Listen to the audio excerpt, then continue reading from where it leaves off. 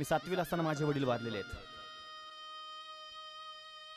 आणि ज्यावेळेस बापाचा प्रसंग येतो ना, खरं सांगतो, बापाचं छत्र ज्यावेळेस डोक्यावरून जातं ना, त्या जगाशी किती झुंज द्यावी लागते याचा अनुभव मला चांगला आहे.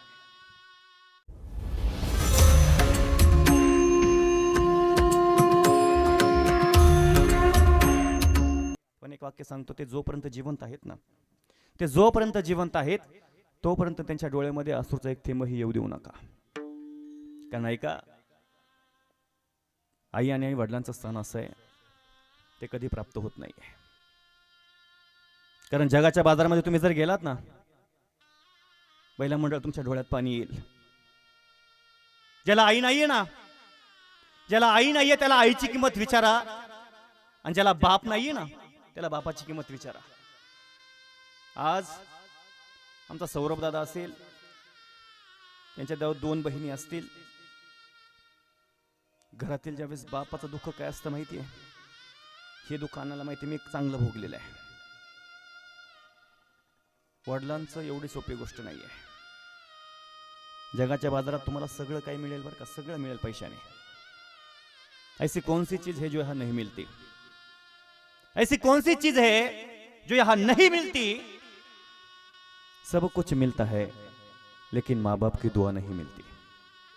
खुद की पसंद से जो मिलती है ना उसे पत्नी कहते हैं. खुद की पसंद से जो मिलती है उसे पत्नी कहते हैं. लेकिन भाग्य और नसीब से जो मिलती है ना वो तो सिर्फ माँ बाप की दुआ होती है.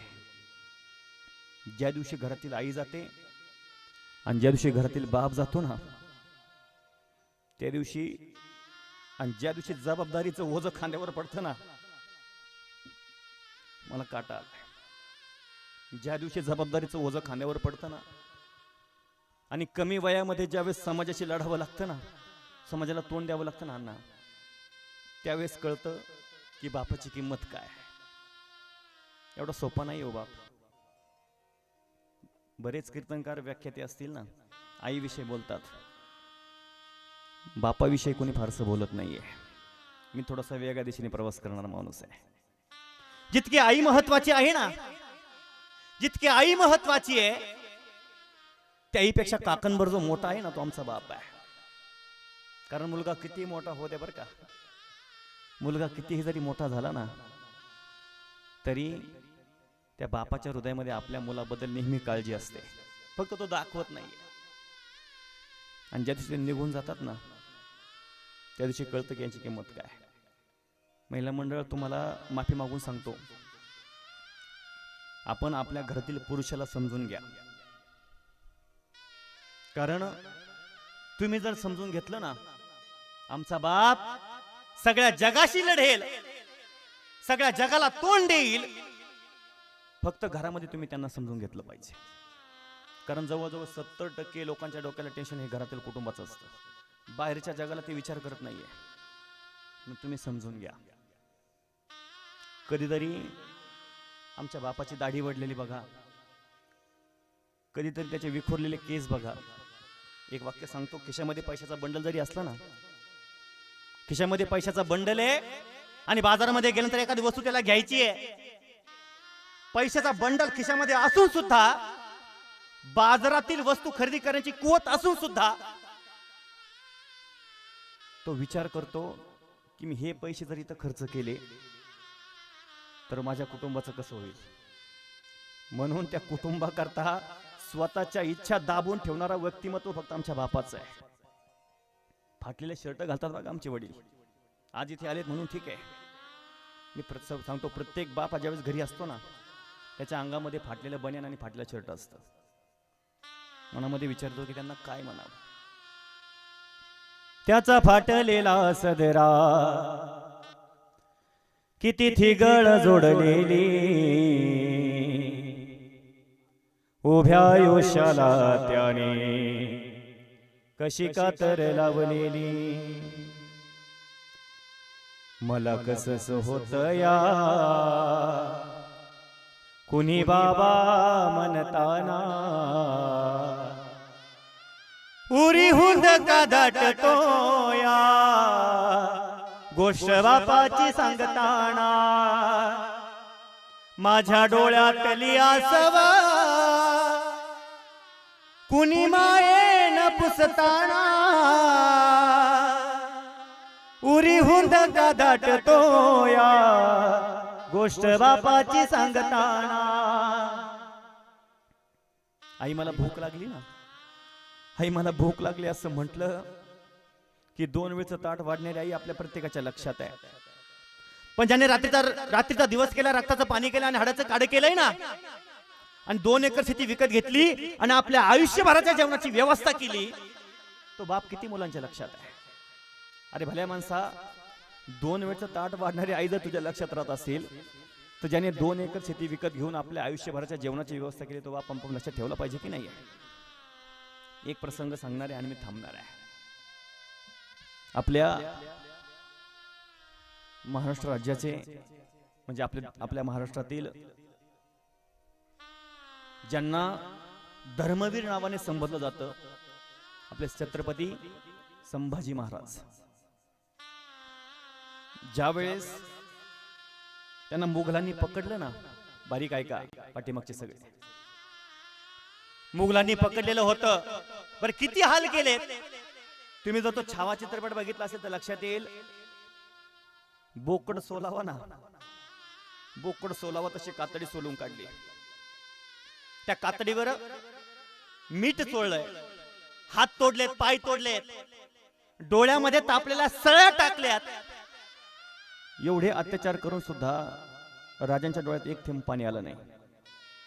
पण एक दिवस मात्र असं झालं की सकाळी सकाळी छत्रपती संभाजी महाराज धस रडायला लागले आणि त्यांना रडताना कवी कलशाने बघितलं. म्हणजे राजे राजे तुम्ही का रडताय?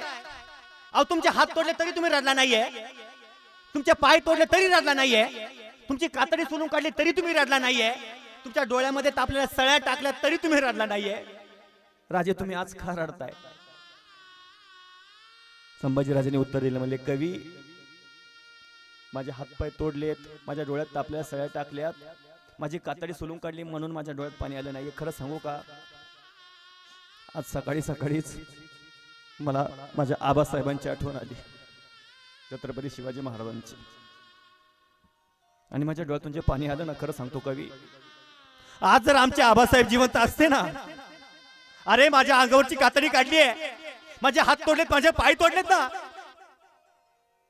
पण एक सांगतो, आज जर आमचे आबासाहेब जिवंत असते, इकडचं जग तिकडे पालतं घातलं असतं, रक्ताचे पाठ वाहिले तरी चालले असते, पण या शत्रूच्या तावडीतून त्या आबासाहेबांनी आम्हाला सोडवलं असतं.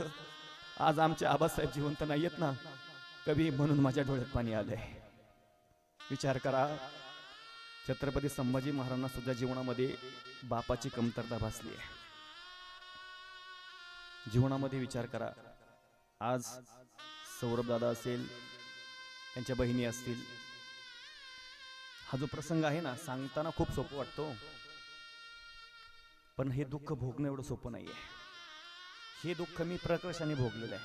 आमच्या ऋषिकेश महाराजांना माहिती आहे, अण्णाला माहिती आहे, रंदे बाबांना यांना माहिती आहे, सोपन बाबा. मी 7वीला असताना माझे वडील वारलेले आहेत, आणि ज्यावेळेस बापाचा प्रसंग येतो ना, खरं सांगतो, बापाचं छत्र ज्यावेळेस डोक्यावरून जातं ना, त्या जगाशी किती झुंज द्यावी लागते याचा अनुभव मला चांगला आहे. म्हणून त्या बापाला समजून घ्या, कारण संपूर्ण कुटुंबाची काळजी करणारं फक्त ते एकच पात्र आहे. उरामंदी माया ज्याच्या काळ्या मेघावानी, दाखविना कधी कुणा डोळ्यातल पाणी, झिजू झिजू संसाराचा गाडा हाकला, फटामंदी हासू जरी कणावाकला, घडीभर तो थांब जरा ऐक त्याची दापर, लई अवघड हाय गड्या उमगाया बापर, उमगाया बापर.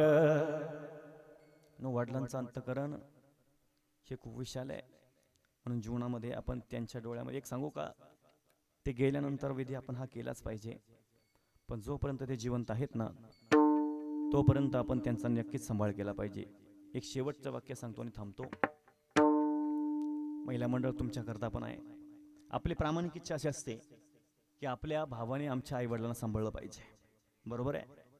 आपली प्रामाणिक इच्छा असते महिला मंडळाची की आमच्या भावाने आमच्या आईवडिलांना सांभाळलं पाहिजे. पण एक सांगतो, तुम्ही जर तुमच्या सासू सासऱ्यांना व्यवस्थित सांभाळत असाल ना, तुम्ही जर तुमच्या सासू सासऱ्यांची व्यवस्थित काळजी घेत असाल ना, तर तुमच्या भावाला तुम्हाला सांगायची गरजच पडणार नाही. ज्या दिवशी एखादी सुनबाई आपल्या सासू सासऱ्यांकडे आई आणि वडिला भावनेने बघत असेल ना, किंवा ज्या दिवशी एखादी सासूबाई आपल्या सुनेकडे मुलगी या नात्याने बघत असेल ना, त्या दिवशी आपल्या भारताचा उच्च भारत झाल्याशिवाय राहणार नाही. म्हणून आपण ती जबाबदारी आपल्यावर आहे. म्हणून त्यांचा सांभाळ करायला. बघा, ते वयोवृद्ध झाले असतील, ते थकले असतील, घरामध्ये घाण करत असतील, त्यांचा रागराग करू नका. संपले आपलं कीर्तन. त्यांचा अजिबात रागराग करू नका.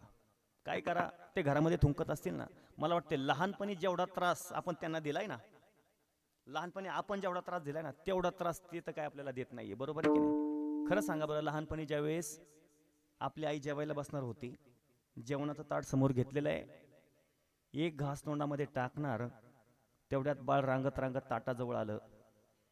त्या ताटाजवळ त्याने घाण केली.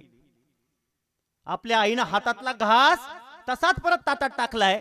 तिने उठली, पहिल्यांदा बाळाला स्वच्छ केलंय आणि मग जेवायला बसले. किती त्रास दिलाय हो. ती जर मिरची वाटत असली ना, मिरची वाटता वाटता जर बाळाने घाण केली ना, ती आई ती मिरची वाटता वाटता उठते, पण ती स्वतः धुत नाही बरं का. ते आपल्याला म्हणते, अहो माझं हात मिरचीचे, तुम्ही तेवढी तेवढी त्याची धुवा. अहो तो माणूस म्हणतो, मी त्याची धुवायला मी संगीत विशारद आहे, मी कसं काय धु. त्या आईनं धुतल्या की त्याच्या मिरच्या हाताने. मला असं वाटतंय धुवायला पाहिजे होतं अण्णा.